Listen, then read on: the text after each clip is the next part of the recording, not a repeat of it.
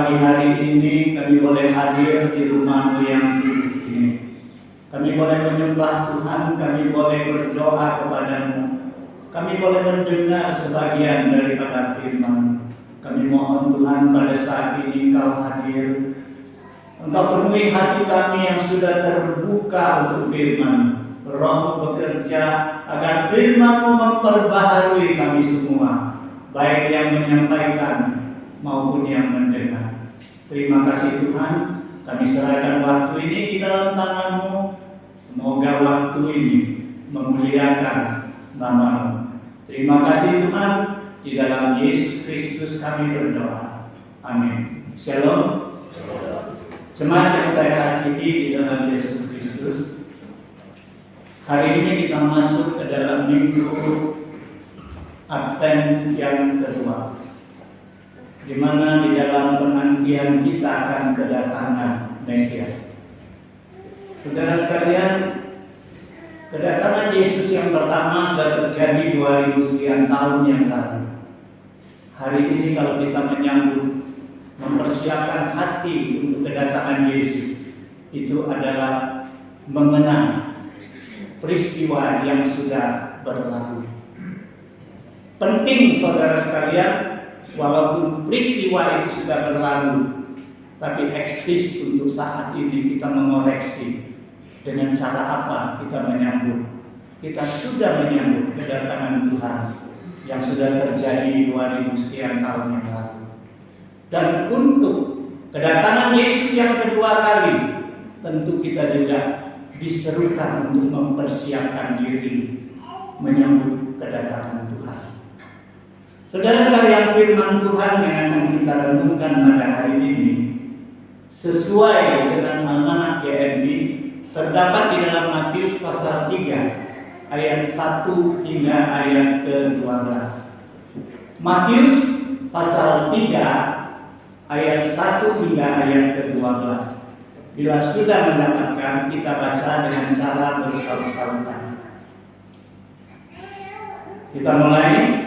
Pada waktu itu tampillah Yohanes Pembaptis di padang gurun Yudea dan memberitakan,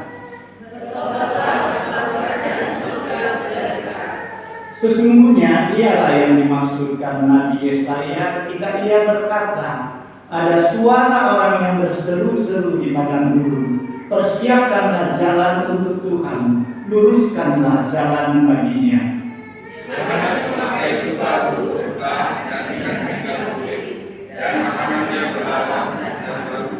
Maka datanglah kepadanya penduduk dari Yerusalem, dari seluruh Yudea dan dari seluruh daerah sekitar Yordan. Lalu saking mengaku dosanya mereka dibaptis oleh Yohanes di Yordan. Tetapi waktu ia melihat banyak orang Farisi dan orang Saduki datang untuk dibaptis, berkatalah ia kepada mereka, hai kamu keturunan ular beludak, siapakah yang mengatakan kepada kamu bahwa kamu dapat melarikan diri dari murka yang akan datang? Jadi hasilkanlah buah yang sesuai dengan perbuatan. Dan janganlah mengira bahwa kamu dapat berkata dalam hatimu, Abraham adalah bapa kami. Karena aku berkata kepadamu, Allah dapat menjadikan anak-anak bagi Abraham dari batu-batu ini.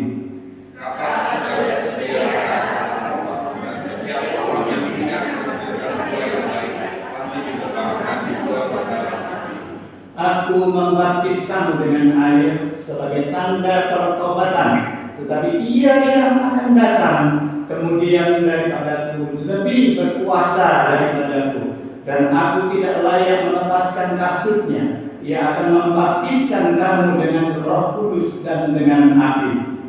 Allah menanti sudah tangannya, Ia akan membersihkan tempat pendidikannya dan mengumpulkan gandumnya ke dalam bumbu. Tetapi kejujuran itu akan dibakarnya dalam api yang tidak terpadam. Jemaat yang saya kasihi, firman Tuhan sudah kita bacakan. Di dalam minggu Advent yang kedua ini, kita diajak untuk melihat seorang tokoh yang kontroversial. Seorang tokoh yang bernama Yohanes Pembaptis. Saudara sekalian, Yohanes Pembaptis ini adalah anak dari Imam Zakaria dan Elisabeth. Mereka memperoleh anak ini adalah pada masa tua mereka. Masa mereka tidak lagi mungkin mempunyai anak. Tetapi karena Tuhan mendengar doa mereka, kerinduan mereka, dan Tuhan menjawab kerinduan itu.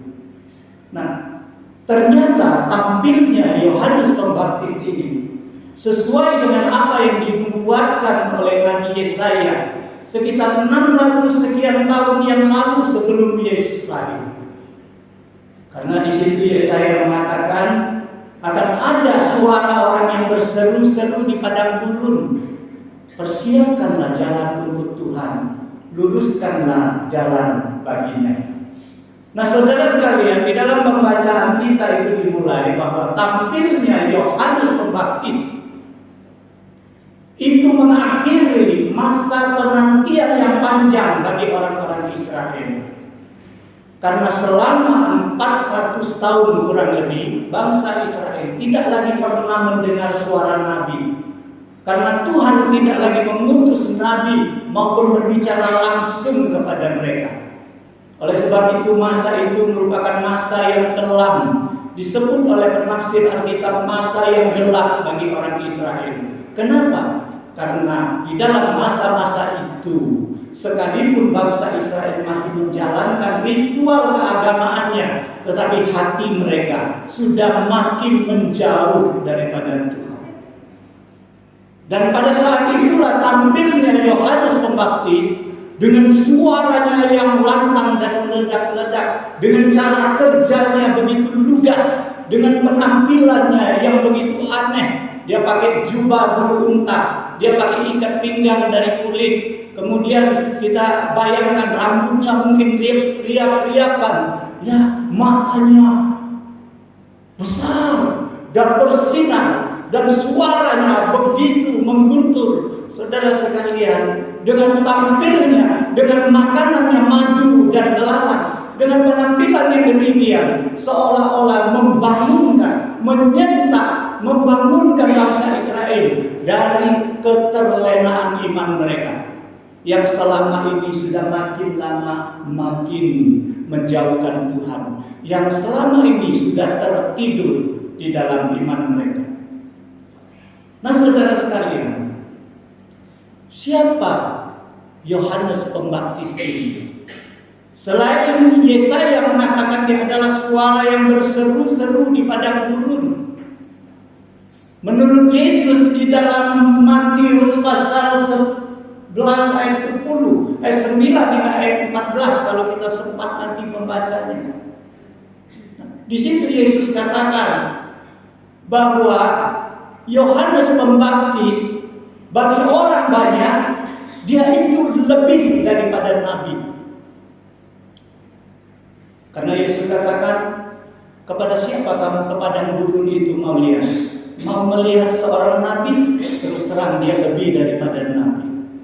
Kemudian Yesus mengatakan, Yohanes Pembaptis adalah utusan Allah. Karena Allah mengatakan kepada Yesus bahwa aku akan mengutus utusanku mendahului engkau, mempersiapkan jalan untukmu. Bayangkan saudara sekalian, Yohanes Pembaptis dipilih Allah menjadi utusannya. Apa tanggapan Yesus terhadap Yohanes Pembaptis? Yesus katakan, dari semua orang yang lahir oleh perempuan, tidak ada seorang pun yang lebih besar dari Yohanes Pembaptis. Saudara sekalian, Yesus juga katakan bahwa kalau kamu mau menerima bahwa dialah Elia yang akan datang itu. Saudara sekalian, kalau kita membaca di kitab Maliaki, kita akan tahu di situ nubuat Maliaki bahwa Elia akan datang kembali. Tapi di situ tidak berarti bahwa Yohanes Pembaptis adalah hasil dari kelahiran kembali. Jadi dia bukan reinkarnasi dari Nabi Elia, tetapi dia adalah pribadi Yohanes Pembaptis yang mempunyai karakter seperti Elia. Nah, saudara sekalian, dari sekian banyak tanggapan penilaian untuk Yohanes Pembaptis, kita dapat melihat betapa pentingnya Yohanes Pembaptis di dalam mempersiapkan jalan bagi Mesias yang akan datang. Saudara sekalian, kita lihat bagaimana Yohanes Pembaptis mempunyai keberanian yang besar. Ya. Dia bukan saja mengutuki kejahatan-kejahatan yang pada masa itu terjadi, tetapi ketika dia lihat ahli-ahli agama, pemimpin-pemimpin agama, orang Farisi, orang Saduki yang datang, dia katakan mereka, kamu adalah keturunan ular beludak. Kalau kamu tidak bertobat, kalau kamu tidak menghasilkan buah pertobatan sesuai dengan pertobatanmu, maka kapak sudah ada di akar pohon dan kalian akan ditebang dan dibakar. Nah, saudara sekalian, begitu serunya, begitu hebatnya seruan Yohanes Pembaptis. Dan hari ini, mari kita lihat apa yang diserukan oleh Yohanes Pembaptis. Itu yang saya angkat tema pada hari ini, adalah suara yang berseru-seru. Saudara sekalian, pertama Yohanes Pembaptis menyerukan bertobatlah dan hasilkanlah buah. Saudara sekalian, bertobatlah karena kerajaan Allah sudah dekat. Bertobatlah karena kerajaan surga sudah dekat. Ini seruan Yohanes Pembaptis bukan hanya kepada orang-orang yang kalangan rendah, orang-orang biasa, bukan. Ya, kepada pejabat juga, kepada aparat militer juga, ya. Semua orang yang datang, Yohanes Pembaptis berseru, bertobatlah karena kerajaan surga sudah dekat. Hasilkanlah buah sesuai dengan pertobatan. Di sini Yohanes ingin mengatakan bahwa bertobat adalah jalan satu-satunya untuk memperoleh kerajaan surga. Siapapun dia, apapun jabatannya, tanpa bertobat dia tidak akan memperoleh kerajaan surga itu. Nah, saudara sekalian, kalau kita lihat berita Yohanes Pembaptis ini juga diberitakan oleh Tuhan Yesus. Ketika Yesus mulai keluar, ketika Yohanes Pembaptis ditangkap dan dipenjarakan, Yesus mulai keluar memberitakan Injil. Apa yang Yesus katakan? Bertobatlah karena kerajaan surga sudah dekat. Nah, saudara sekalian, pertanyaan bagi kita, kalau memang beritanya sama, kenapa harus Yohanes dulu ke depan? Yohanes dulu yang jalan di depan. Kenapa tidak Yesus saja terus? Nah, saudara sekalian, kita perhatikan apa yang Yesus lakukan selama ada di dalam dunia. Yesus selalu mengutus muridnya pergi dulu ke tempat yang akan dia kunjungi. Tujuannya adalah satu, melatih murid-muridnya. Kedua adalah mempersiapkan jalan supaya nanti dia datang, dia menyelesaikan masalah-masalahnya. Nah, saudara sekalian, di sini Yohanes akan mengatakan kepada kita bahwa pertobatan itu butuh proses, butuh mempersiapkan hati, karena pertobatan yang mendadak, yang tidak mempunyai persiapan hati, itu pertobatan tidak akan langgeng dan tidak akan murni. Saudara sekalian, setiap orang mau bertobat, dia harus mengalami proses.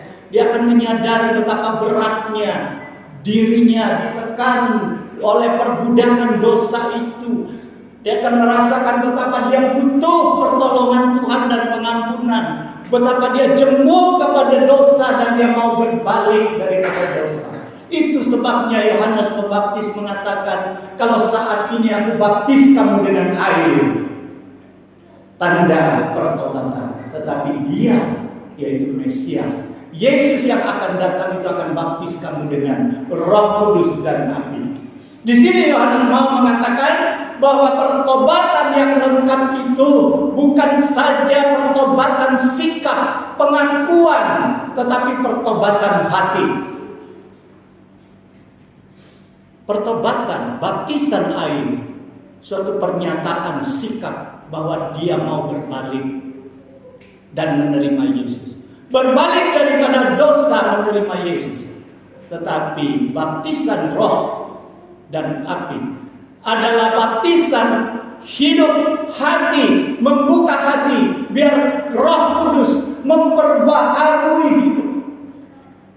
Yang tadinya sudah punya tekad mau menjadi manusia baru, diperbaharui oleh Roh Kudus, diberikan kekuatan, kemampuan untuk lakukan itu. Itulah yang dikatakan Paulus, bahwa apabila kita di dalam Kristus, kita adalah ciptaan baru. Semua yang lalu, semua yang lama itu berlalu, yang baru akan pergi. Itu juga yang Paulus katakan, sekarang yang hidup di dalam aku bukan diriku lagi, tapi Kristus yang hidup di dalam aku. Saudara sekalian, ciptaan baru, itulah pertobatan yang lengkap. Saudara sekalian, di dalam kita menyambut Advent yang kedua, menyambut kedatangan Yesus.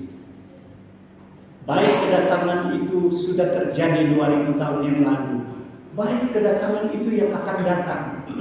Sudahkah kita mempersiapkan hati kita dengan sungguh-sungguh bertobat dan menerima pembaharuan hidup itu?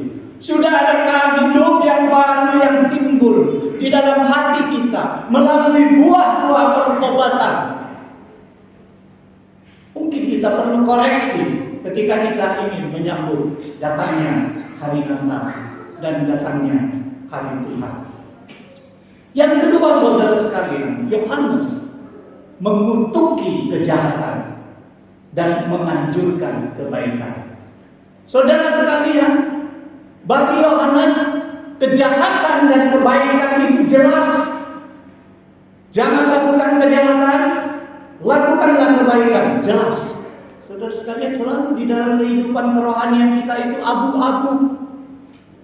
Yang mana yang jahat, yang mana yang baik, abu-abu, tidak jelas. Yang baik kita lakukan, yang jahat pun oke. Saudara sekalian, iman kita pun abu-abu. Saudara sekalian, Yohanes ingin mengatakan, tinggalkan kejahatan dan berbuat kebaikan. Dia mengutuki kejahatan. Kita lihat apa yang dia kutuki. Kepada pemungut cukai dia katakan, jangan pungut cukai lebih daripada ketentuan. Saudara sekalian, kepada serdadu-serdadu dan prajurit-prajurit yang datang, dia katakan, jangan memeras, jangan merampok, jangan gunakan kekerasan, tetapi cukupkan dirimu dengan gajimu. Kepada orang-orang ahli agama dia katakan, jangan munafik seperti ular beludak, tapi bertobatlah dan hasilkanlah buah sesuai dengan ajaranmu. Nah, saudara sekalian, Yohanes Pembaptis berani mengutuk dosa dan kejahatan, tetapi dia memberikan solusi. Saudara sekalian, solusinya apa? Kepada orang banyak dia katakan, kalau kalian ada 2 jubah, 2 pakaian, bagikan kepada orang yang tidak punya.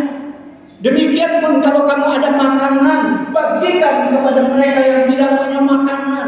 Saudara sekalian, Yohanes Pembaptis bukan saja mengutuk kesalahan, tetapi dia memberikan solusi dan jalan yang benar.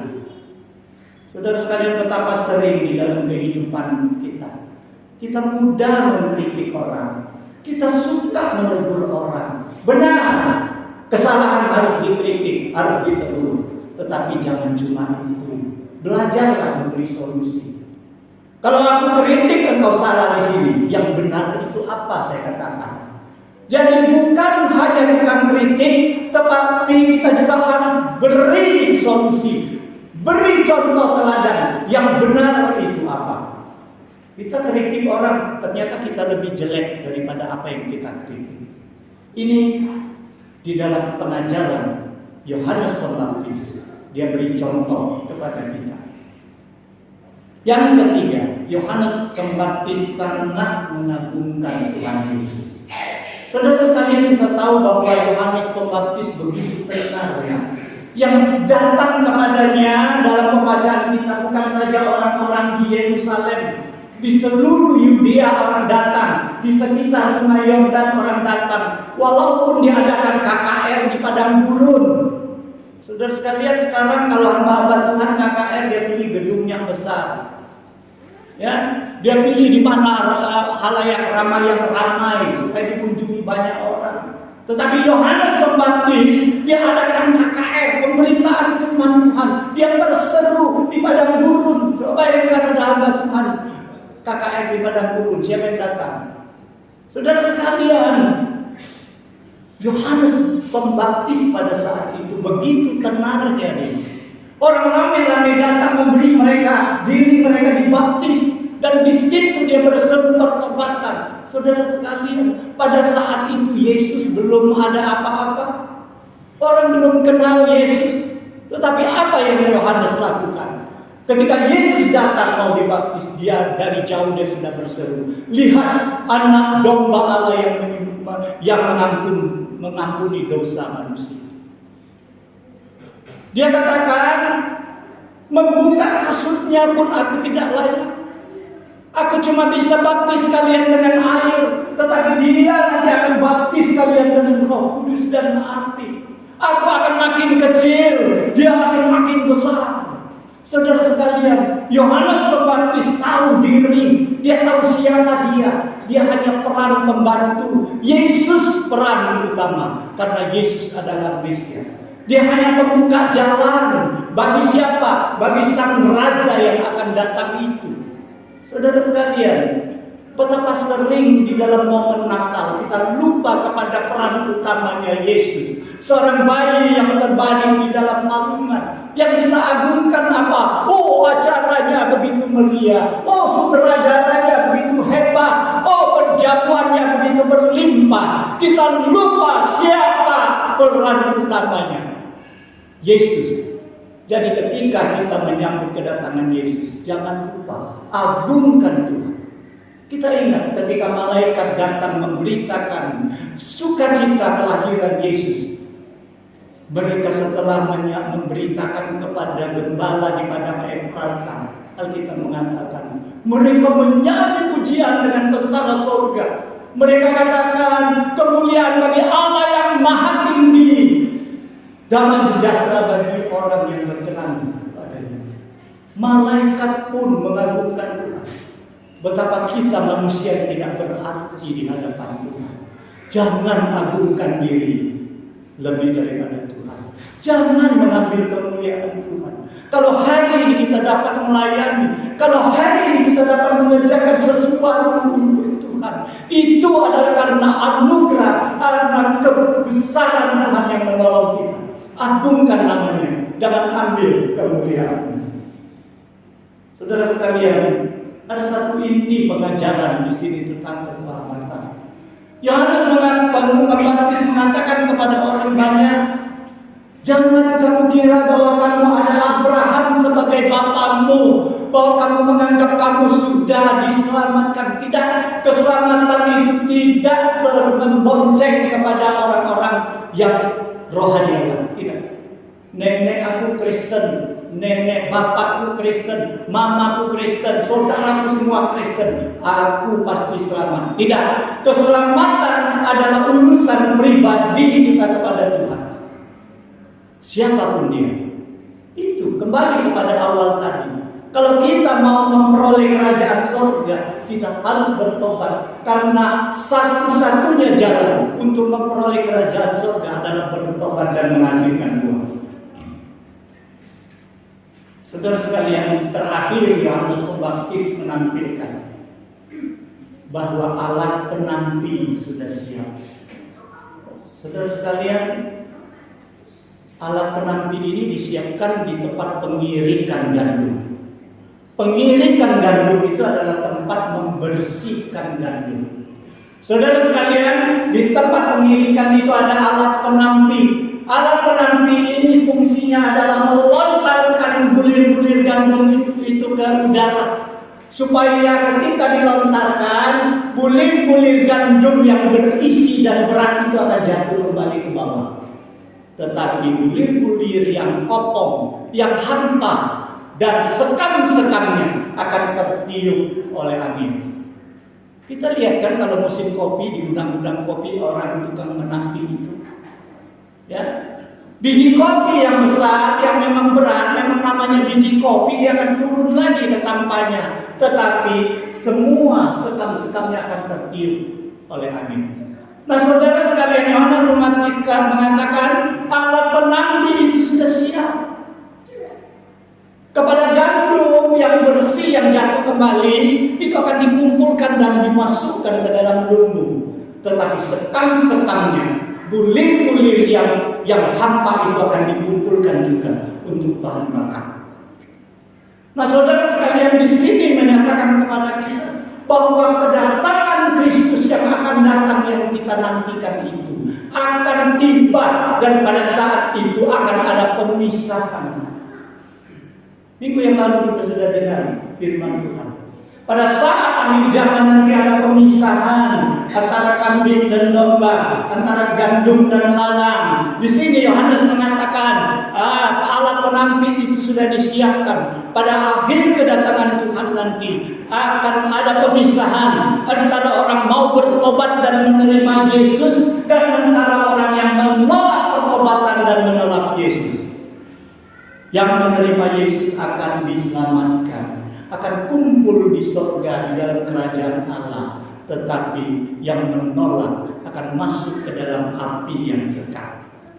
Nah, saudara sekalian, kembali ke tema yang tadi saya katakan, suara yang berseru-seru.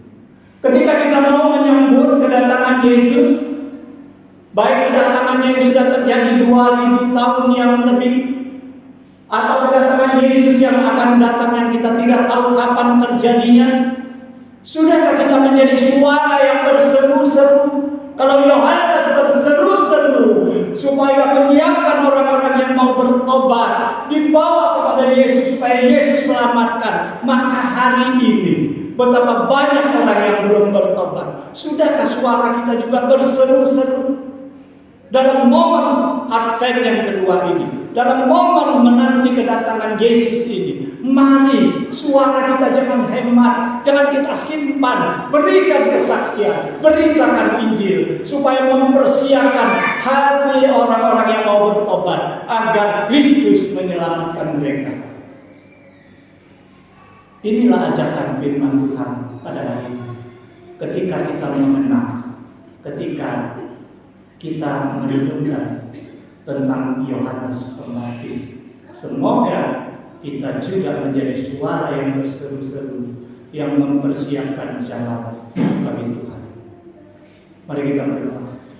Bapa di surga, kami mau bersyukur kepada Tuhan, firman-Mu yang sudah menyatakan kepada kami bagaimana Yohanes Pembaptis berseru-seru, bertobatlah karena kerajaan Allah sudah dekat.